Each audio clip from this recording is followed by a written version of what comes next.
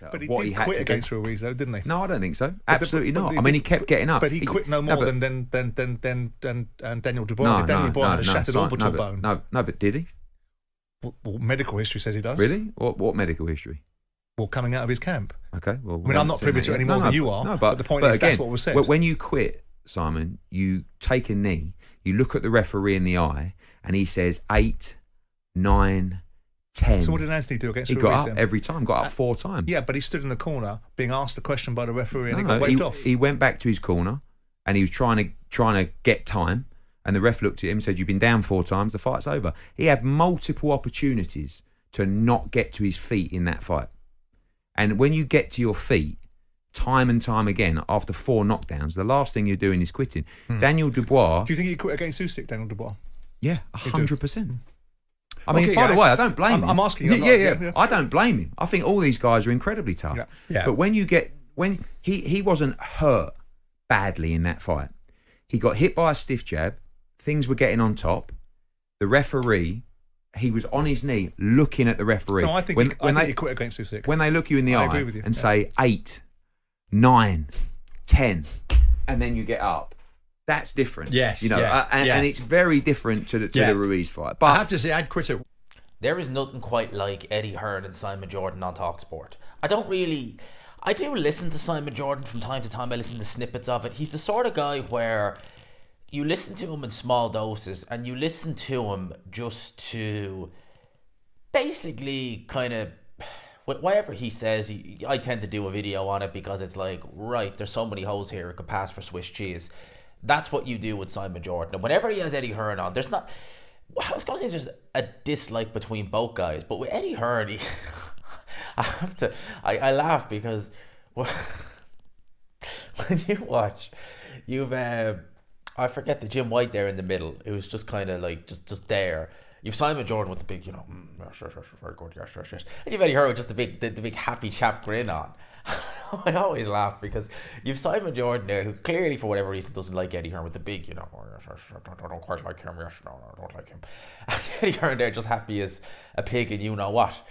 That's why Eddie Hearn's. That's why I always laugh when I see them together. It's just like it's the three amigos. It's just brilliant, With Eddie Hearn interviews these days, I don't tend to watch them as much these days. The IFLs, the boxing socials, but whenever it's Eddie Hearn on TalkSport, it's like, yep, gotta watch it, just for comical reasons more than anything else. But it's interesting because obviously Simon Jordan was talking about the upcoming Anthony Joshua, Daniel Dubois, but he was also talking about Conor Benn as well, which I'll talk about in a separate video. Simon Jordan was basically talking about Anthony Joshua versus Dubois. He surprisingly, because he normally goes with the Frank Warren fighter, he's going with Anthony Joshua, which is a surprise to me because, as I said, it seems like most are going with Anthony Joshua. That's not a surprise. But Simon Jordan, certainly when it came to Tyson Fury Usyk, in which a fight where, if I wouldn't have had an issue with you picking Tyson Fury, certainly not. But to make it out as though Usyk had no case in it, to almost look shocked and bemused by the idea of someone actually picking him, that's the type of guy Simon Jordan is. So him picking Joshua, okay, fair enough. I would have thought he would have picked Daniel Dubois, but he's not. Fair enough. But he was making it out as though Anthony Joshua, he hasn't been really tested since really the Ruiz fight in terms of having to come through a crisis situation, talking about the PTSD, talking about his punch resistance. And Eddie Hearn refuted those claims by saying that actually he took and these are Eddie Hearn's words, a shellacking in the first Alexander Usyk fight. I wouldn't call it a shellacking. He more so, there was no debating who won the fight and Alexander Usyk was in complete control. I wouldn't call it a shellacking. He was outboxed, he was fatigued, he was rocked in round number 3, I think he was rocked again, but primarily in the 12th round, if there'd been another 30 seconds, maybe Alexander Usyk could have dropped Anthony Joshua. I wouldn't call it a shellacking. I don't even think he was hit as much as Tyson Fury was in the first fight. So, would I call it a shellacking? No. Would I call it a fight where he had to dig down deep? Not really. Again, he was just really getting outboxed by Alexander Usyk. Yeah, he took some shots, but shellacking, I don't know if I'd go that far. Just an outbox, he was outboxed. You couldn't make a case of him winning the fight. But Eddie Hearn also was saying that Joshua has a good chin. And of course, you're a promoter. You're never going to turn around and say your fighter has a weak chin. You're just not going to do that. Would I say Anthony Joshua has a weak chin? Not necessarily. Would I say he has a good chin? Again, not necessarily. I would say his chin is average to below average. I think that you can hurt Anthony Joshua. One of the biggest problems with Anthony Joshua is that I think you can hurt Tyson Fury easier than you can hurt Joshua, to be honest with you. I would say in the chin department, Joshua has the better chin, but Fury has the gift, and it is a gift, of being able to recover a lot quicker. Now, you look at people like Dylan White. At one stage in his career, I would have said he had a better chin than Anthony Joshua pre-Joshua fight. Now, Joshua by a country mile would have a better chin. Like, Dylan White seems to be getting hurt by innocuous shots now. At least with Joshua, the times he has been rocked in his career, they've been good shots, like against Povetkin, like against Dylan White, some of the left hands he took against Alexander Usyk, Ruiz. They've been good shots. You could say fair enough. Maybe a more durable heavyweight would have took them, like Mariusz Wach, the right hand that dropped Anthony Joshua against Klitschko. Mariusz Wach was taking them all night against Klitschko. But yeah, you would say that, maybe a more durable heavyweight would have taken them. But I think Joshua's chin is okay to below average, in or around that. It's not the worst chin I've ever seen. Certainly not. But Jordan touched on something where they were talking, him and Eddie Hearn, about quitting in fights. And, Eddie Hearn, being one of these promoters, he doesn't really have a problem with guys quitting. Likewise, I think there's very few times I've looked at a fighter who's quit and I've said, really? Most of the time when they quit, you kind of can't really blame them. And Eddie Hearn doesn't blame Daniel Dubois for quitting against Alexander Usyk, nor do I. And Simon Jordan even said, I think he quit as well, and I don't blame him. But Simon Jordan, as you will have heard at the start of the video, was trying to make the argument that Anthony Joshua quit against Andy Ruiz. And I just don't see that. I've watched that fight many a time, the first Andy Ruiz fight. I've watched it many a time.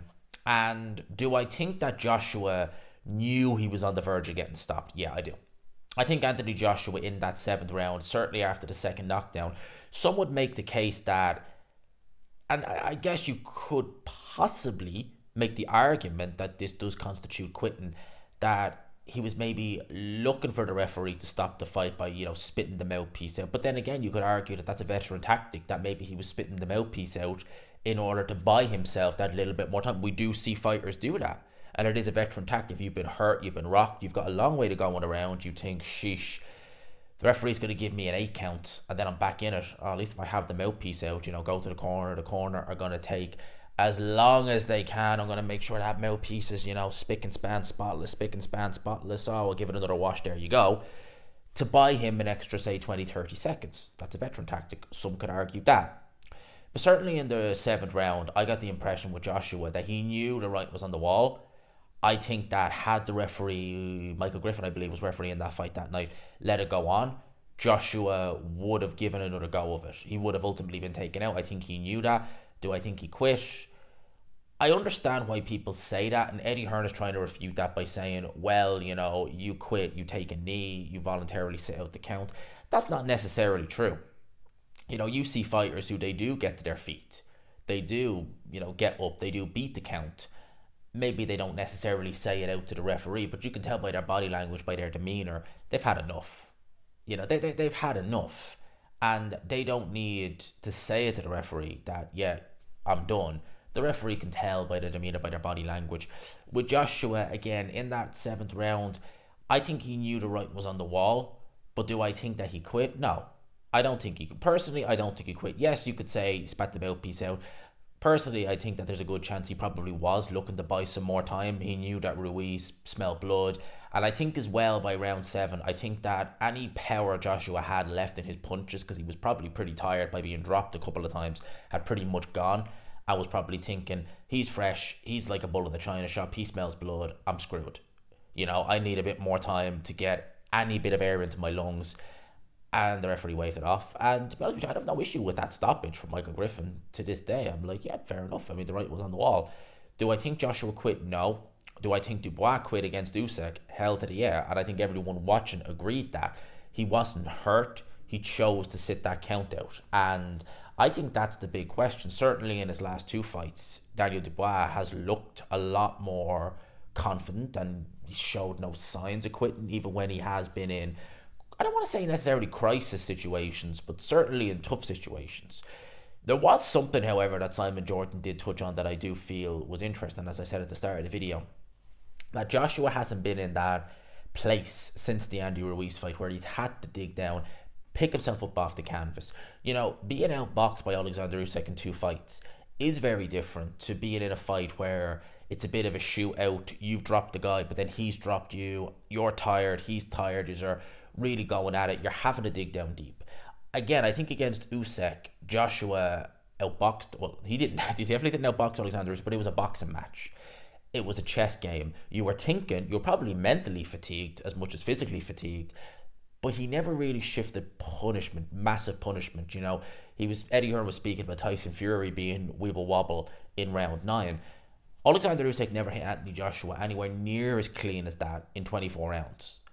And Tyson Fury was getting hit early on very clean by Alexander Usyk. You know, I think he was hit more in 12 rounds than Anthony Joshua was in both fights. Not both fights combined, but just each individual fight.